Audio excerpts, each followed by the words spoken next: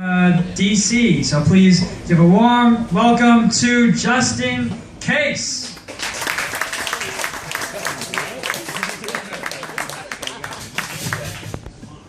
Thanks for coming out tonight. I got a lot of shit I gotta get off my chest. And you guys are cheaper than my therapist, so and just as effective.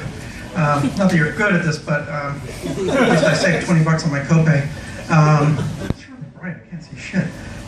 He tells me to, I really do have a therapist. He's constantly telling me to like focus on the positive. So like instead of telling me, you know, like don't keep saying you're fat, you gotta say, you know, you gotta focus on the positive. So I'm like, well, I lost 25 pounds. That's pretty awesome, right?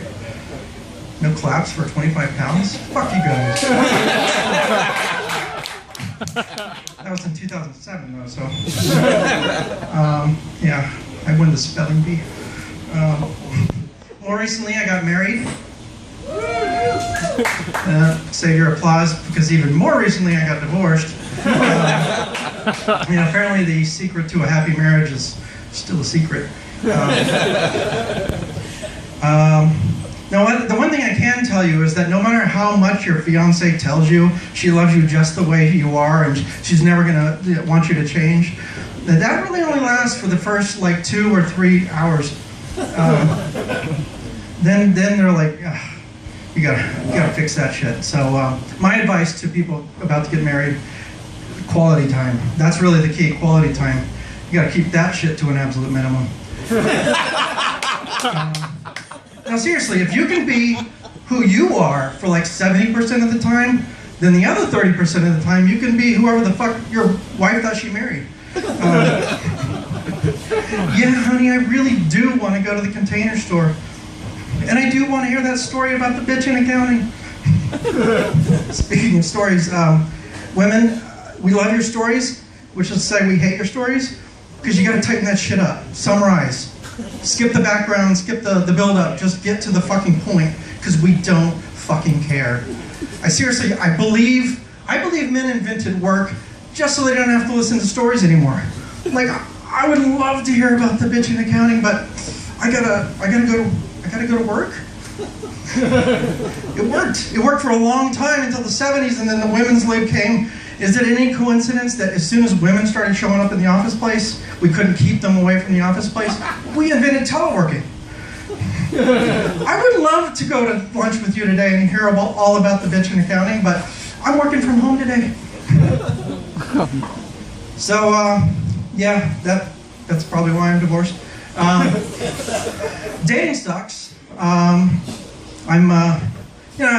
I've always hated dating because I just hate listening to stories about women's pets and shit. I can't stand that. But now that I'm in my 40s and I've had 2 divorces, I have no money and no prospects. I got a little bit of a Taco Bell problem. Yeah, I haven't seen. It's been 10 years since I've seen my dignity.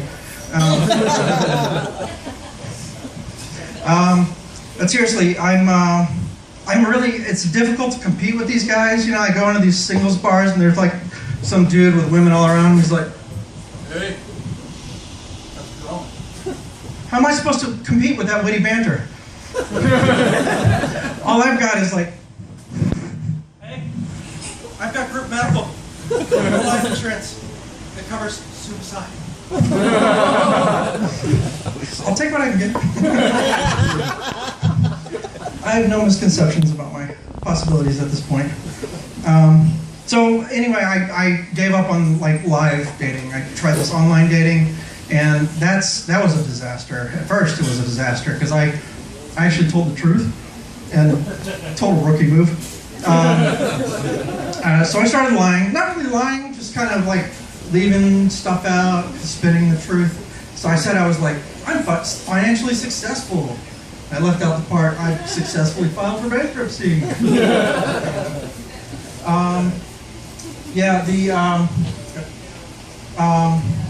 So I got burned by that actually though. I was reading this woman's profile. She says she's adventurous. And I hope you like to sail because I own a boat. And that was awesome. So I was like, hey, she sounds rich, I'll go out. One woman walks in with an eye patch and a wooden leg. She's like, arr, you're a mighty fine laddie. Ended up talking about a fucking parrot all night. Come on, it's a callback. You gotta laugh at callback. We did end up dating, but ultimately we broke up because she was a gold digger. That's my time. My name's JustinCase. Thank you.